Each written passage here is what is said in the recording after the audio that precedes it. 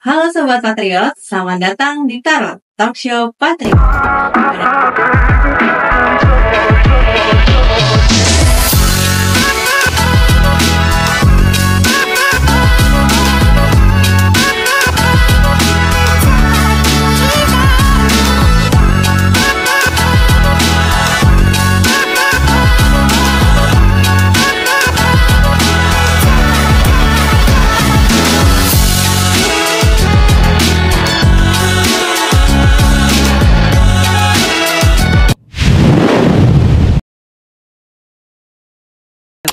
Pada kesempatan kali ini, kita akan membahas tentang layanan BPJS Kesehatan, yaitu tentang penjaminan laka lantas, atau yang biasa disebut dengan KLL. Bersama saya, Vina Fiadesi Mayanti, dan di tengah-tengah kita sudah hadir narasumber kita. Selamat datang, Uni Jenny. Ya, selamat sore. Sehat ya, Uni ya? Sehat. Alhamdulillah. Sebelum kita mulai, mungkin Uni bisa perkenalkan diri dulu ya, Uni ya? Selamat sore, saya Jenny Diana sebagai Claim Advisor kantor cabang Bekasi. Oke, izinnya Uni, saya manggilnya Uni karena biasanya di sini kita manggilnya Uni. Oke, Uni kita mau membahas nih ya, balik lagi ke masalah penjaminan laka lantas. Apa sih penjaminan laka lantas itu? Prosedurnya seperti apa? Mungkin nanti Vina akan banyak nanya tentang ini semua ke Uni ya. Oke, kalau gitu mungkin sebagian besar sebenarnya dari masyarakat di Indonesia ini sudah paham ya Uni ya, bahwa BPJS Kesehatan itu hadir untuk memberikan jaminan kesehatan. Namun mungkin hanya segelintiran orang yang tahu bahwa sebenarnya BPJS Kesehatan itu juga bisa loh ternyata memberikan penjaminan dari kasus kecelakaan lalu lintas. Nah, prosedurnya seperti apa? Tentunya teman-teman semua, Sobat JKN semua ingin tahu kan? Oke, kita langsung aja. Pertanyaan yang pertama ya Uni ya. Sebenarnya apa sih Un penjaminan laka lantas BPJS Kesehatan itu? Jadi sebenarnya JKN itu menjamin untuk kecelakaan lalu lintas, tapi memang ada prosedur-prosedurnya. Jadi KLL ini, BPJS Kesehatan ini sebagai secondary payer, artinya penjamin kedua.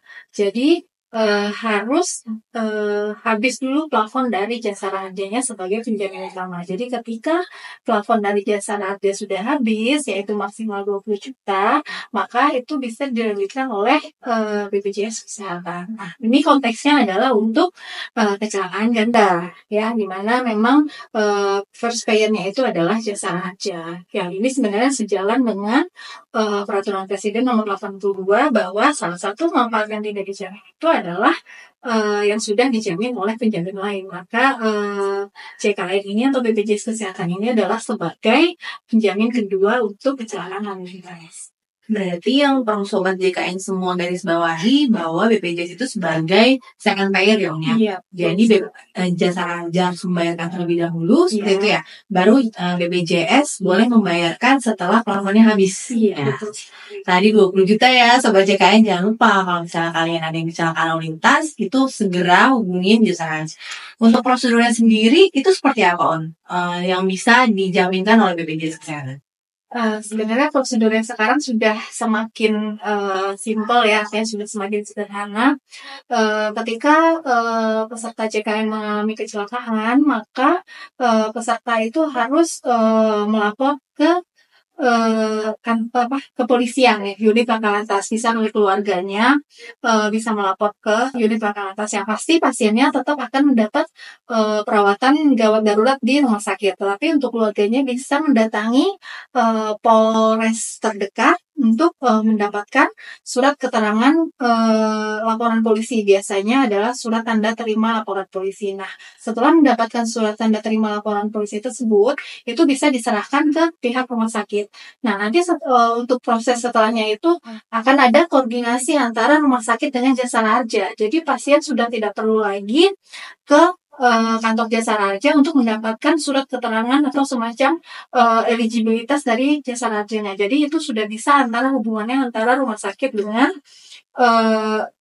jasara harjanya. Jadi si pasien hanya cukup dengan menyerahkan surat tanda penerimaan laporan ke rumah sakit. Nanti selanjutnya akan ada koordinasi antara rumah sakit dengan jasara harja. Nah, di situ nanti akan terlihat apakah plafonnya sudah habis digunakan atau tidak. Nanti rumah sakit akan mengkonfirmasi ke jasa marga dan ternyata ketika plafonnya sudah habis, maka rumah sakit akan langsung melanjutkan penjaminan ke BPJS Kesehatan. Seperti itu. Wow, berarti sebenarnya simpel banget ya, Uni ya. Sepertinya BPJS Kesehatan sudah bertransformasi ya, Uni. Iya. Jadi lebih simpel. Nah, di sini mungkin yang teman-teman semua pengen tahu, Un, kalau pelaporan maksimal itu untuk pelaporan ke kepolisian itu berapa tahun yang bisa dijaminkan oleh jasa marga? Biasanya sih untuk pelaporan ke jasa ke kepolisian ya, kepolisian itu biasanya sih maksimal 6 bulan ya. Tapi nanti balik lagi kan itu adalah ranahnya nanti dari kepolisian.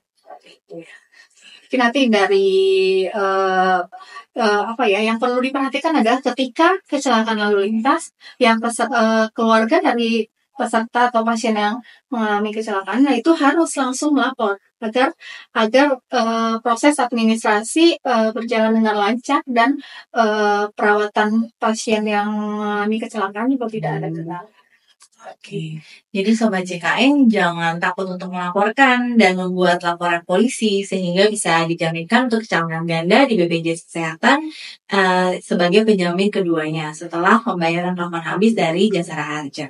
Kalau seperti ini, apa saja sih yang ditanggung BPJS Kesehatan dalam kasus kecelakaan lalu lintas ini?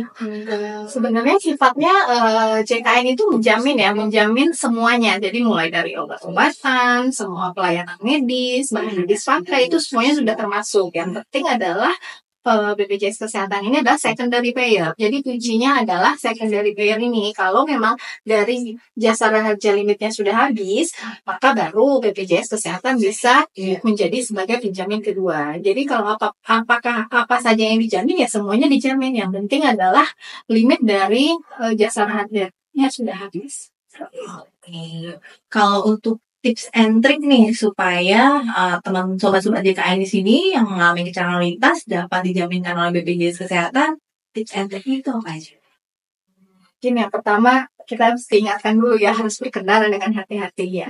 Kan kalau memang misalkan terjadi kecelakaan ya kita harus menjaga-jaga dengan selalu membawa kartu JKN KIS-nya dan pastikan selalu membayar iuran. Nanti tahu-taunya ketika kecelakaan terjadi punya kartu JKN KIS dan ternyata iurannya menunggak. Nah itu kan akan menghambat proses perawatan di rumah sakit. Jadi pastikan selalu membawa kartu JKN KIS kemanapun sobat JKN pergi dan selalu bayar iuran tepat waktu. Mungkin itu saja sih sebenarnya. Tapi benar nggak sih kalau sekarang itu walaupun tanpa kartu NIK juga bisa sebagai pengobatan? Sebenarnya bisa dengan NIK juga karena memang kita sudah terintegrasi dengan Dukcapil ya. Jadi pastikan identitas lah ya, bisa berupa kartu JKN KIS, bisa berupa KTP, itu pastikan sudah ada dibawa oleh setiap orang ketika bepergian. Nah, kuncinya tadi, yang penting iuran dibayar gitu. Kalau sudah dibayar artinya kartu aktif, mau kapanpun kita mendapat pelayanan ya itu tidak ada masalah. Oke, jadi Sobat JKN sudah kebayang ya, kalau misalnya kita selalu teratur membayarkan iuran, tentunya tidak akan ada kendala sebenarnya ke depannya, karena BPJS Kesehatan itu menjamin seluruhnya, termasuk kecelakaan lalu lintas, tapi tentunya harus dengan prosedur yang berlaku ya Sobat JKN. Oke, makasih banyak nih Uni, udah bincang-bincangnya hari ini. Semoga yang kita bahas kali ini sangat bermanfaat untuk Sobat JKN, Sobat Patriot semuanya di seluruh Indonesia ya udah. Amin. Dan semoga semuanya tetap sehat, tetap semangat. Oke, sampai jumpa pada episode selanjutnya, tentunya dengan host dan narasumber yang sangat istimewa lainnya. Dan jangan lupa follow podcast dan juga media sosial dari Patriot JKN. Oke, bye-bye.